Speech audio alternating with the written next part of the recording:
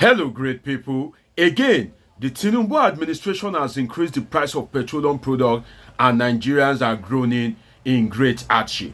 Now, in this video, I'll be talking about fuel price hike, the issues, and how Dangote is a disappointment to Nigerians. First, let us examine something. In the history of Nigeria, since I have been born, successive governments have been increasing the price of petroleum products. And you imagine that, does this fuel subsidy, does it never end? Why is it that fuel subsidy removal in Nigeria, it never ends? Every government usually remove it.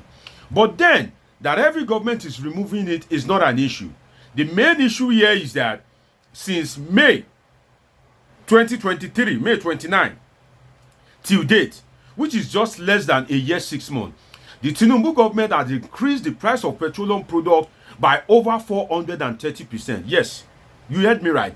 Over 430%. What you need to ask yourself first is, if since the history of Nigeria, the independence, successive governments have managed to keep the price of petroleum product at 185 before Tinubu took over. Even the Buhari government left it at less than 200 naira.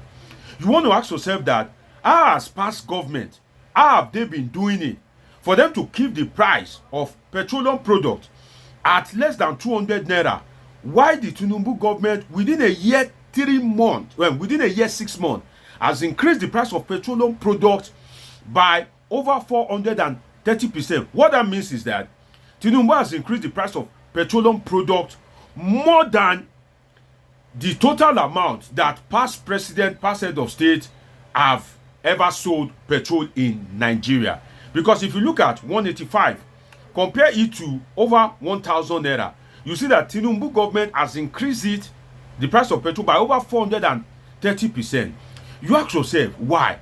You ask yourself, which way? And have you not imagined that it was when Dangote built the refinery that the price of petroleum products now increased?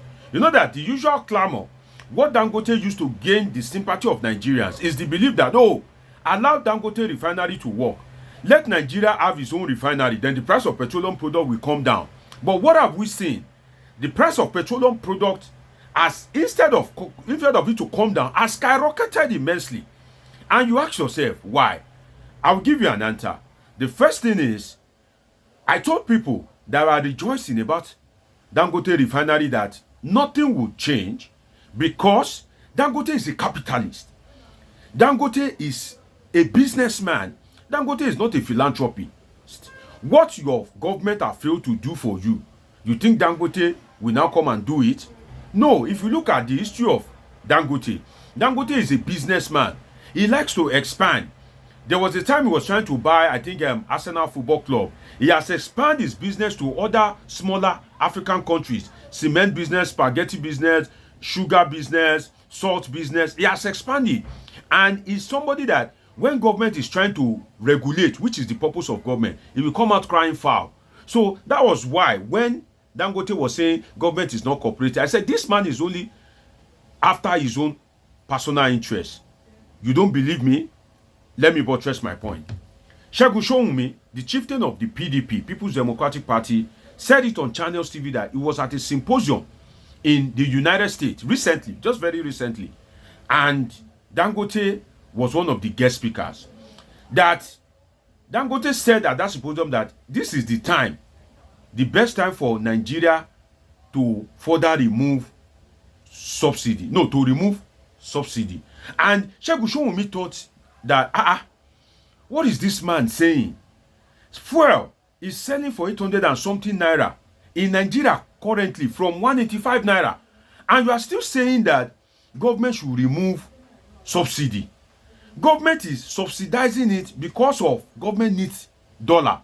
And the multinational corporations that are importing the fuel, they will want to get their money back in dollars. But you are a Nigerian firm that you have the refinery should naturally make the petroleum cheaper. So even if government is no longer paying subsidy by selling it for 800 and something, that means you are still advocating for more removal.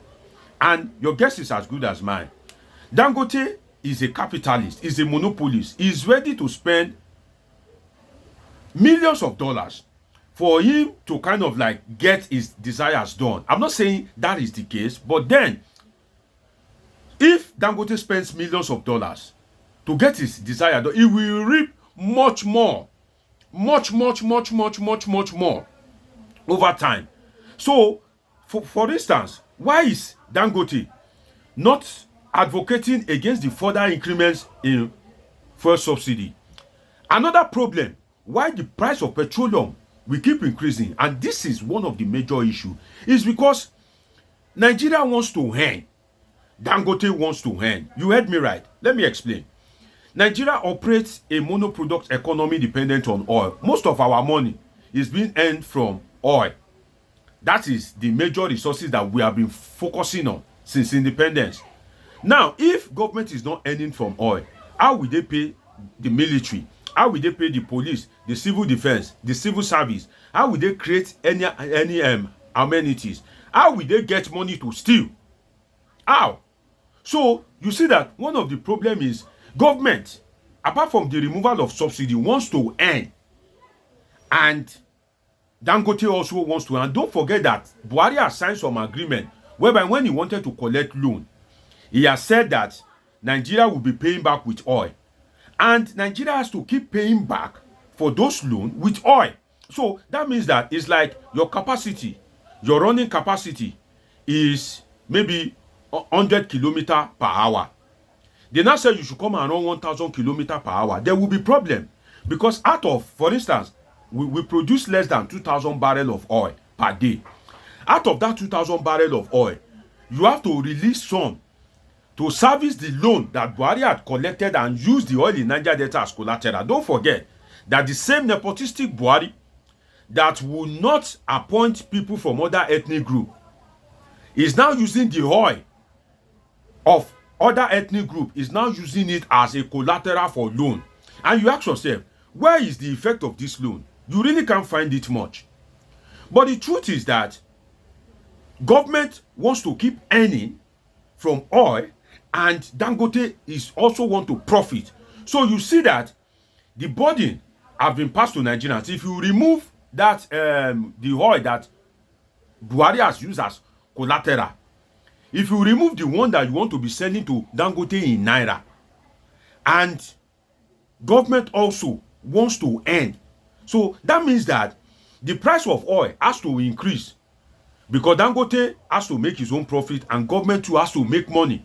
If not, the country, the economy will collapse because government will not have money to spend.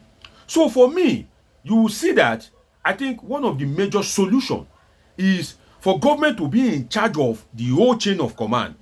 For instance, we are still dealing with multinational corporations. So either we like it or not, we still need dollars. If we don't want to deal with the multinational corporations at all, then we should be able to unearth the oil by ourselves. Let me explain. Are you lost? Let me find you. Now, we have the oil in the Niger Delta, which I believe the Dangote refinery should have been built in the Niger Delta, because the cost of transporting raw crude from the Niger Delta to Lagos, where the refinery is, that cost will also reflect on the final price of oil and diesel. So if the Dangote refinery has been established in the Niger Delta, definitely there would have been maybe a fair price, because the cost of transportation of that oil from Niger Delta will not be there. So if government wants to do things right, they should license more refineries. More refineries should be licensed. I believe that by now, government should have studied the trajectory of Dangote as a capitalist that likes to operate in a monopolistic environment. So if more refineries are licensed, definitely Dangote will be competing and competing strong. You don't understand what I'm saying? Let me expatiate. You remember when MTN came, MTN was charging per minute. So even if there's network glitch, which is the fault of MTN, so long as the person picks the call, even if it's 1 second, you'll be charged for 1 minute. It took the intervention of Globacom to say I will be charging per seconds. And when Globacom started charging per second, MTN was forced to start charging per seconds as well. So imagine if it is only MTN that we still have in Nigeria today. there would have been problem. So the thing is, if you make it a perfect competitive market and you decide that people should come into Nigeria, they should come and establish oil refinery in Nigeria. Forget, a lot of foreign companies are interested in establishing refinery in Nigeria. A lot of private individuals are interested. So if you say, oh yeah, you guys should come and establish the refinery, Dangote will not have the leverage to fix price arbitrarily. Look at in Libya, fuel is sold for less than maybe 150 naira or 200 naira. So if Nigeria owns the whole chain of command, whereby the oil is in the Niger Delta, you have oil that Nigerian engineers, Nigerian geologists are the one unearthing the oil. That means we are no longer relying on multinational corporations again. And we also have refinery in Nigeria. So the whole chain of production is in Nigeria. Definitely oil will be cheaper. Then what it remains is for government to diversify away from oil. Embrace true federalism. Let the state control their resources and pay tax and some other levies to you at the federal.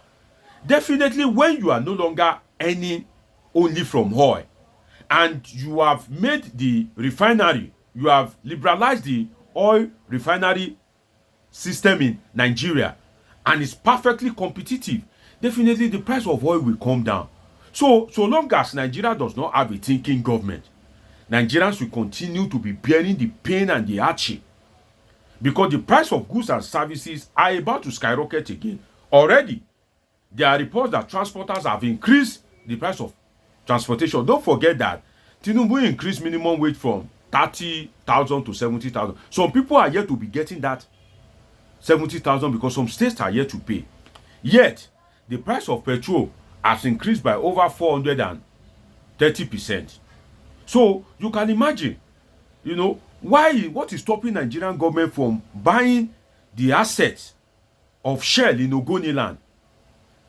Buy assets from Shell. Shell is no longer operating in Ogoniland, and to decommission all those oil facilities is expensive. Buy it over from Shell. Empower Nigerians, the geology graduate, the petrochemical engineering graduate. Train them in such a way that they can be unearthing the oil.